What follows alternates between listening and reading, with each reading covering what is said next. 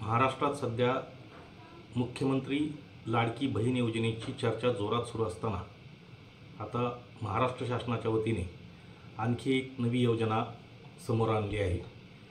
मुख्यमंत्री एकनाथ शिंदे पंढरपुरात आषाढी एकादशीच्या निमित्तानं श्री विठ्ठलाच्या महापूजेसाठी आले होते।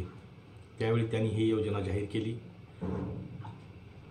मुख्यमंत्री लाडकी बहीण योजनेनंतर आता मुख्यमंत्री लाडका भाऊ योजना महाराष्ट्र शासनाच्या वतीने सुरू करण्यात आली आहे।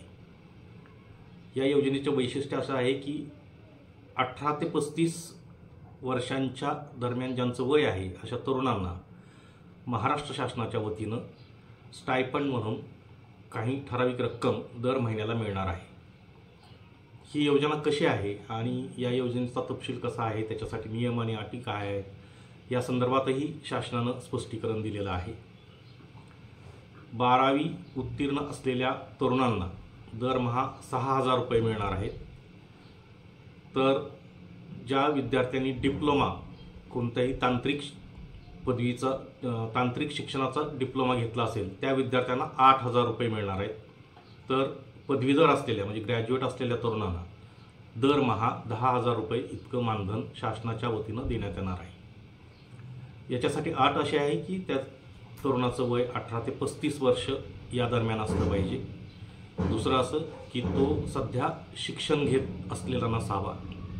तिसरं असं की त्याचं आधार कार्ड असावं आणि इतर रेशन कार्ड अशी आवश्यक कागदपत्र असावीत। तो महाराष्ट्र राज्याचा रहिवासी असल्याचा दाखला त्याच्याकडे असावा। हे सर्व महाराष्ट्र शासनाच्या वेब पोर्टलवर तुम्हाला तो फॉर्म ऑनलाईन सबमिट करता येणार आहे।